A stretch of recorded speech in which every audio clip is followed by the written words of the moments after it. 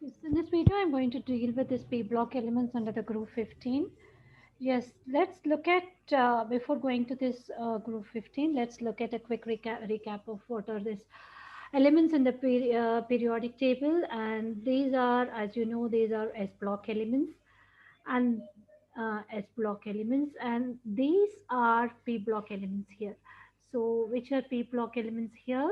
13, 14, 15, 16, and 17 and 18, all these six groups, 1, 2, 3, 4, and 5, six groups are called as pre-block elements, where the differentiating electron or the valence electron is getting into this p subshell. So they are called as p-block elements. Why p-block elements?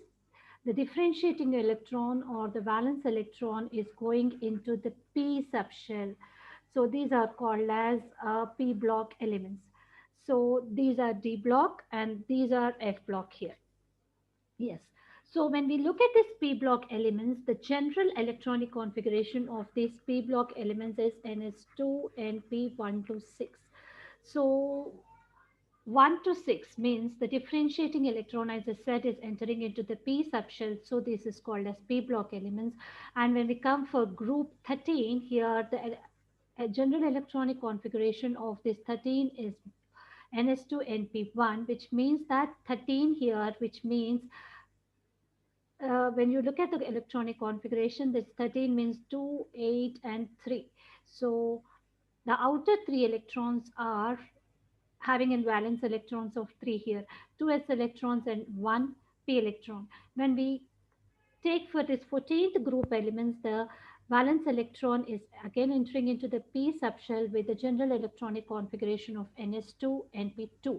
So total of 4 valence electrons in this 14th group here. And we come to 15th group, we have ns2 and p3 here. That means 5 electrons in the outermost shell.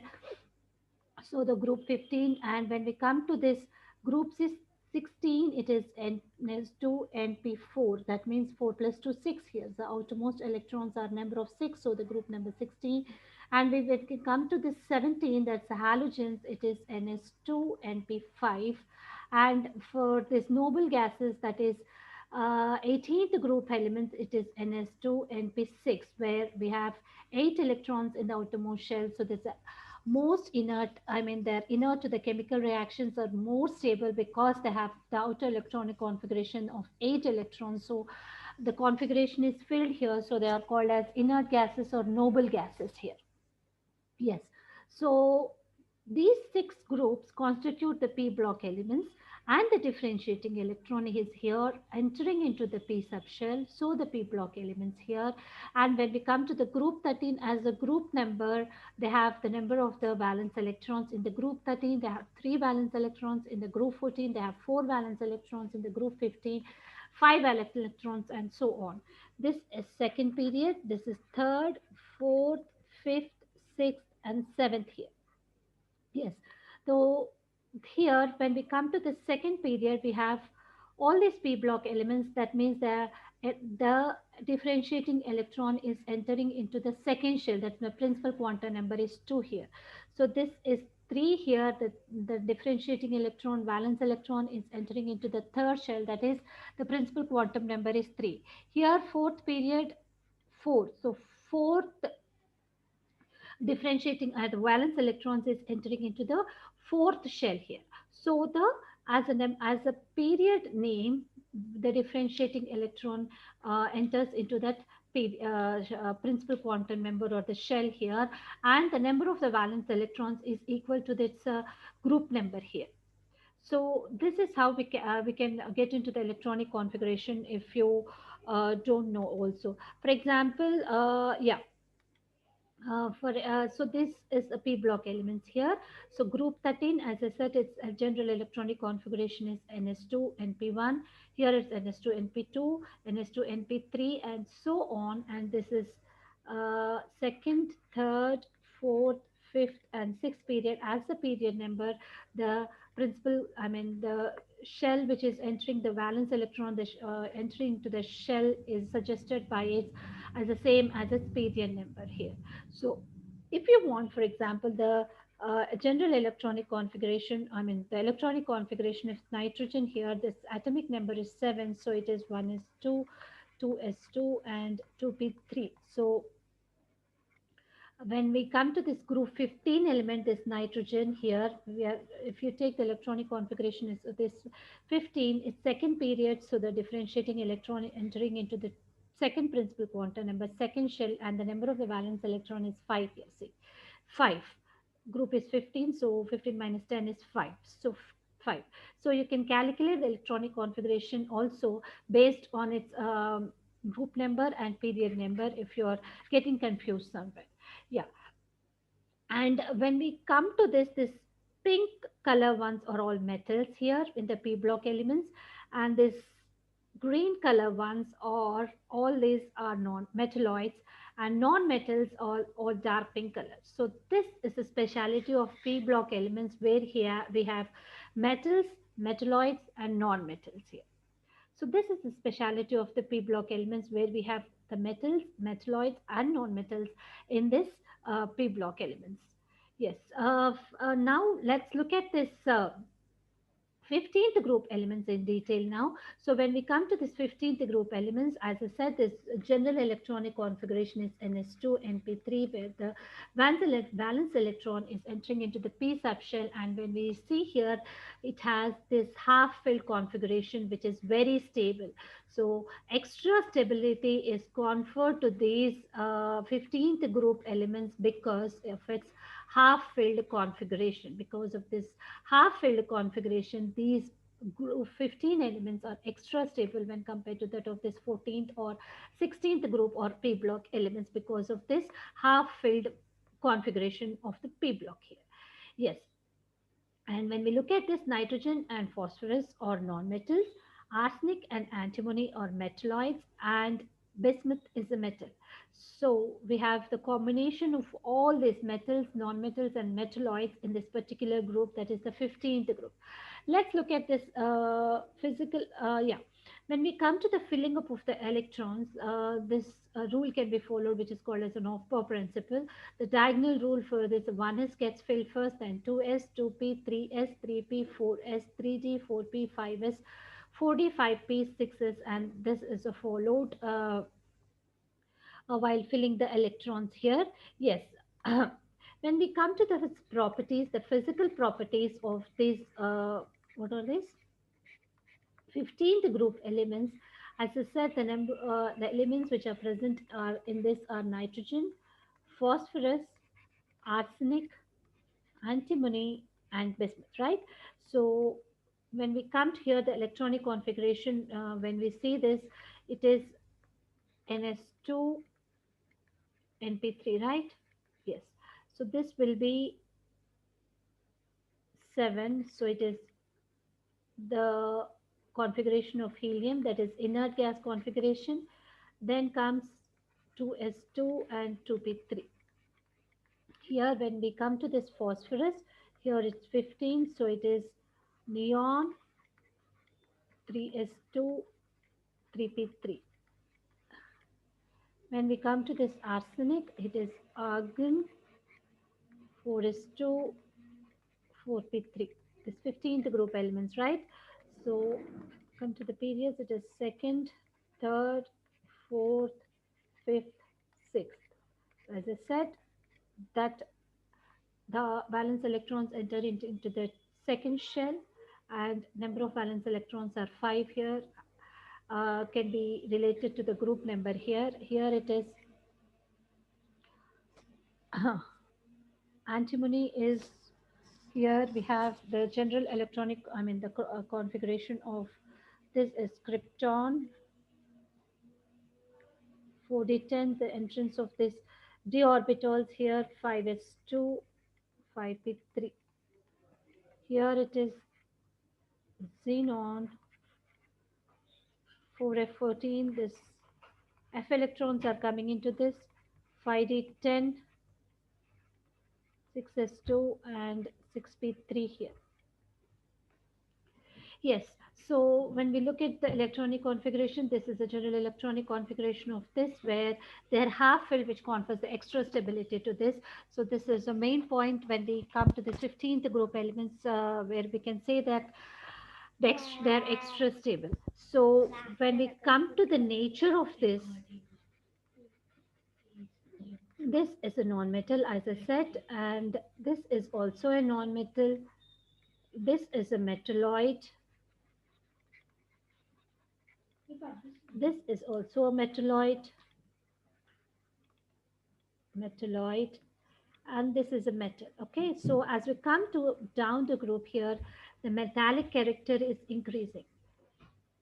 So why this metallic character is increasing is, as the size is increasing, the metallic character increases here. So from non-metal, they're getting into the metal state. This changes into a metal state because of the increase in the size here. So yeah, let's discuss this atomic size here. The atomic size here decreases down the group here. So this is decreases, increases down the group. The atomic size is increasing down the group as the extra shells have been added. The electrons is getting into the outermost shell, so the size increasing here. But the increase in size, we can say that here increases, but the increase in size is very small increase in size in these three, because this is because of the electrons here are entering into, due to the presence of completely filled d and f, or f orbitals. Because of this completely filled d and f orbitals, this the increase in size is very small in these three cases, as arsenic, antimony, and bismuth here. So, and when we come to the occurrence of this 15th group elements, when we come to the occurrence, how do they occur in nature? Is when we come to the nitrogen, it is a diatomic, and it's the gas here. And when we come to this phosphorus, it is tetraatomic, it's a solid here. So when we come to this arsenic, it is also solid. Antimony is also a solid, and bismuth is also a solid here. So only nitrogen is gas, and it's a diatomic in nature. This is very different property when compared to all this, because of the small size, high electronegativity. They have diatomic nature, and all this because it's very different from the other group elements, which I'm going to discuss next. And I've said about the atomic radii, and when come to the electronegativity. So what's electronegativity? So the electronegativity is nothing but the tendency to attract the electrons, right? So when we come to the nitrogen, as we come down the group, the electronegativity decreases because of the increase in the atomic size. As atomic size increases, the electronegativity decreases, because as electrons are entering into the outermost shell, so the tendency to attract the electrons draw more close towards it, where the nucleus decreases. So as atomic size increases, the electronegativity decreases here. When we look at the electronegativity here for nitrogen, it is 3, and for this one it is 2.18, and when we come to this, it is 2.1, 2, and 1.9. So the electronegativity difference is not much here. When we see this very close, this is because of, again, they're of almost the same size. So this depends upon the size. As I said, that as the size increases, the electronegativity decreases, but the size difference is not much, so the electronegativity difference is also not much here. So when we look at the allotropes of this, all of them exhibit the allotropy except for the nitrogen. So except for the nitrogen, all show allotropy here. So allotropy is nothing but, what is allotropy? They have the same, uh, the element is the same, but they show different properties. They confer different properties to the substance. So that is what is allotropy. Except for the nitrogen, all of them show allotropy. And when we come to the next property, that is isotopes, when we come to the isotopes here, so what is isotopes? They have the same atomic number, but different mass number, right? So different mass number. Yes. So they have all of them show isotopes that nitrogen, phosphorus, arsenic, antimony, and bismuth. All of them show isotopes. For example, when we take this nitrogen, they have the same atomic number but different mass numbers here. So all of them show isotopes here. So next, coming to this density, as I said, is nothing but mass by volume. So as the mass is increasing, as we come down the group, the mass increases, so the density also increases here. And when we come to the melting point and the boiling point, both of them are increasing. But this melting point, when we look at the values, it is 63, this is per Kelvin, and this is 317, this is 301089. Yes, and this is again here decreasing. So when you see this, it is decreasing here. Why this is decreasing? So when we come from arsenic to antimony to bismuth, this is decreasing. Why this is decreasing? Because again, this is related to the size. As a size, the size increases not much here, and because of this lanthanide contraction, we can say that it's because of lanthanide contraction, the melting point is decreasing here. So this lanthanide contraction, the melting point, I mean the boiling point, it increases down the groups, which depends upon the van der Waals forces. So as the van der Waals forces of attraction is increasing, the uh, boiling point increases. When we come to this ionization enthalpy, so this ionization enthalpy is nothing but the amount of energy which is required to remove an electron, right? So as we come down the group, that is nitrogen, phosphorus, arsenic, antimony, and bismuth, as the size increases here. So size is increasing, so ionization energy decreases here. So as the size is increasing, ionization energy decreases. The amount, I mean, the energy which is required to remove the electron decreasing, because as the size is increasing, it's very easy to remove the electron from its outermost shell. Yes, this is what is happening with the ionization enthalpies. And yes, when we look at this, so ionization enthalpies is the first one is less than second when compared to the third. That means it's difficult to remove the third electron when compared to the second when compared to the first. So the ionization enthalpy 3 is more than ionization enthalpy 2. Then comes 1. So when come to the oxidation states here, yes, oxidation states here, they will exhibit the oxidation state of plus 3, minus 3, or plus 5 oxidation states here. So we know that the outermost electronic configuration here is 5 electrons, right? So if it gains 3 electrons, it will have 8 electrons. So it can gain 3 electrons or it can lose 5 electrons also in order to have stable configuration. So if it is gaining 3 electrons, it will have minus 3 oxidation state. If it is losing 3 electrons, that is p electrons, it will have plus 3 oxidation state. Or if it is losing all s and p electrons, it is having plus 5 oxidation state here. So as we come down the group here, the plus 5 oxidation state, the tendency to exhibit the plus 5 oxidation state decreases, and the tendency to exhibit the plus 3 oxidation state increases. So as we come down the group here, the plus 3 increases and plus 5 decreases. Why do you think this is happening? This is because of the inert pair effect, right? Why do you think this is happening? This is because of inert pair effect.